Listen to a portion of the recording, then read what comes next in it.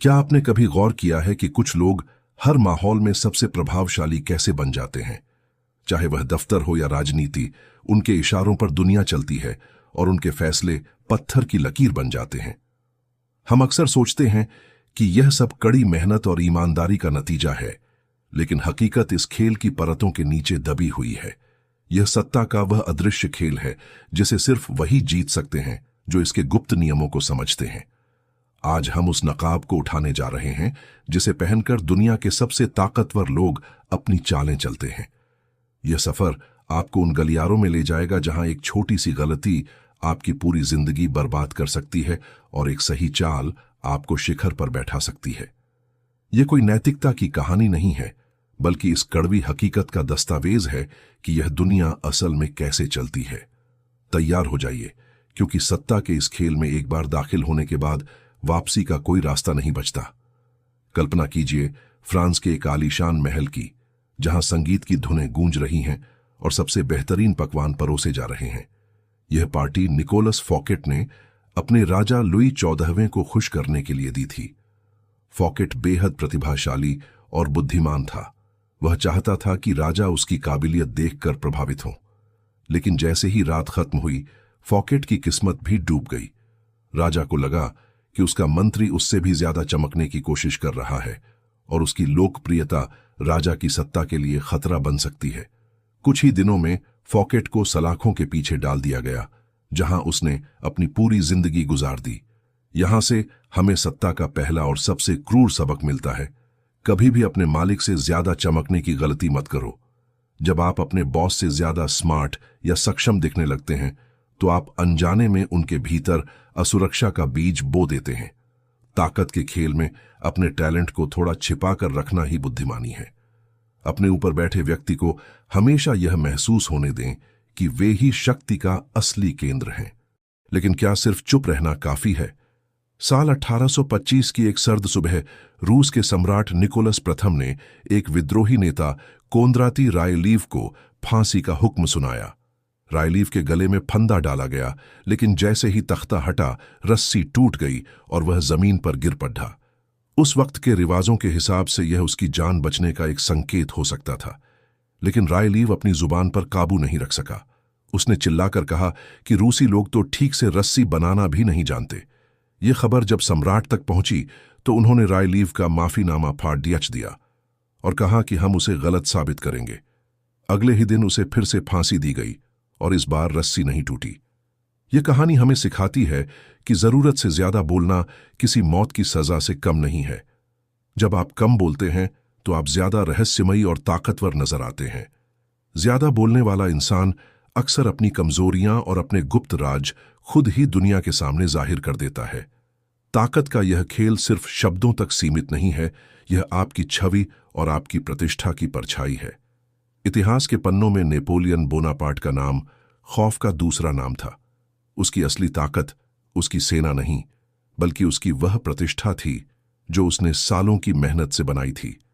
दुश्मन उससे लड़ने से पहले ही हार मान लेते थे, क्योंकि उसका नाम ही दहशत पैदा करने के लिए काफी था। लेकिन जैसे ही उसकी प्रतिष्ठा पर पहली पराजय का दाग लगा, उसका साम्राज्य ताश के पत्तों की तरह ढहने लगा।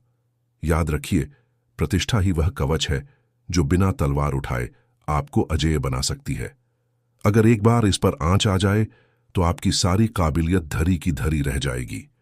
लोग आपको उसी नजर से देखेंगे जैसा आपकी छवि बयां करेगी। इसलिए अपनी प्रतिष्ठा की रक्षा अपनी जान की तरह करें। अक्सर हमें सिखाया जाता है कि दोस्तों पर भरोसा करो और दुश्मनों से बचो, लेकिन सत्ता के खेल में यह सलाह आपको भारी पड़ सकती है। आपके करीबी दोस्त आपकी सफलता से जितनी जल्दी जल सकते हैं, उतनी जल्दी कोई दुश्मन नहीं जलता। दोस्त अक्सर आपकी कमजोरियां जानते हैं और सही वक्त पर वे आपके खिलाफ जा सकते हैं। इसके विपरीत, एक पुराना दुश्मन जिसे आपने अपना साथी बनाया है, वह खुद को साबित करने के लिए आपके प्रति ज्यादा वफादार रहेगा। वह अपनी छवि सुधारने के लिए दोगुनी मेहनत करेगा। इसलिए दोस्तों पर अंधा भरोसा करने के बजाय दुश्मनों का इस्तेमाल करना सीखें। और सबसे जरूरी बात, अपनी योजनाओं और इरादों को हमेशा धुंध में लपेट कर रखें। अगर लोगों को पता ही नहीं होगा कि आपकी अगली चाल क्या है, तो वे आपके खिलाफ कोई दीवार नहीं खड़ी कर पाएंगे। इस सफर में एक और खतरनाक मोड़ आता है जिसे संक्रमण का नियम कहा जाता है। दुनिया में कुछ लोग ऐसे होते हैं जिनका साथ सिर्फ दुर्भाग्य और नकारात्मकता लेकर आता है। लेखक रॉबर्ट ग्रीन बताते हैं कि दुखी और बदकिस्मत लोग किसी वायरस की तरह होते हैं।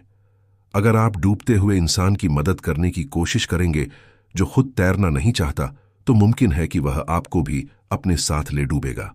उनकी नकारात्मक सोच और असफलता आपकी ऊर्जा को सोख लेगी। अपनी तरक्की के लिए हमेशा उन लोगों के साथ रहें जो सफल और सकारात्मक हैं। खुशकिस्मती भी उतनी ही संक्रामक होती है जितनी कि बदकिस्मती। सत्ता का असली खिलाड़ी वह है जो खुद को किसी भी सांचे में ढाल सके। जीवन में कुछ भी स्थायी नहीं है, हालात और परिस्थितियां लगातार बदलती रहती हैं। जो लोग पुराने नियमों और जिद्दीपन से चिपके रहते हैं, वे वक्त की लहरों में बह जाते हैं। अपनी रणनीति को पानी की तरह लचीला रखें, जो किसी भी बर्तन का आकार ले लेता है। गिरगिट की तरह अपने परिवेश में घुलना मिलना सीखें ताकि दुश्मन आपको कभी निशाना न बना सके। जब आप फॉर्मलेस यानी निराकार हो जाते हैं, तो आप पर हमला करना नामुमकिन हो जाता है। जैसे जैसे हम इस खेल के अंत की ओर बढ़ रहे हैं, एक बात साफ हो जाती है कि दुनिया आपको वैसा ही मानती है जैसा आप खुद को दिखाते हैं। अगर आप चाहते हैं कि लोग आपकी इज्जत करें, तो एक राजा की तरह व्यवहार करना शुरू करें। आपकी गरिमा और आपके अधिकार ही तय करेंगे कि दुनिया आपको किस पायदान पर रखेगी। भीड़ का हिस्सा मत बनिए, क्योंकि जो दिखता नहीं उसकी कोई अहमियत नहीं होती। खुद को एक रहस्य की तरह पेश करें।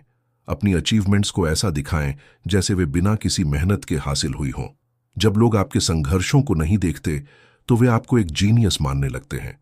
सत्ता और प्रभाव का यह रास्ता कांटों भरा है और यहां हर कदम पर एक नई परीक्षा है। लेकिन जो इन नियमों को समझ लेता है, वह शिकार होने के बजाय शिकारी बन जाता है। यह याद रखना जरूरी है कि इन कानूनों का मकसद दूसरों को धोखा देना नहीं, बल्कि खुद को सुरक्षित रखना और शिखर तक पहुंचना है। अब आपके पास वह चाबी है जिससे आप सत्ता के उन दरवाजों को खोल सकते हैं जो अब तक बंद थे। आप इस खेल को खेलना चुन सकते हैं या दूसरों के हाथों की कठपुतली बने रह सकते हैं। फैसला आपके हाथ में है। याद रखें, जो झुकता है वह हार जाता है, और जो दूसरों को अपने पास बुलाने की हिम्मत रखता है वही इस दुनिया पर राज करता है। इस अंधेरी और रहस्यमयी दुनिया का सबसे बड़ा सच यही है कि आप या तो राजा की तरह अपनी कहानी खुद लिखेंगे, या फिर किसी और की कहानी में महज एक मामूली किरदार बनकर रह जाएंगे।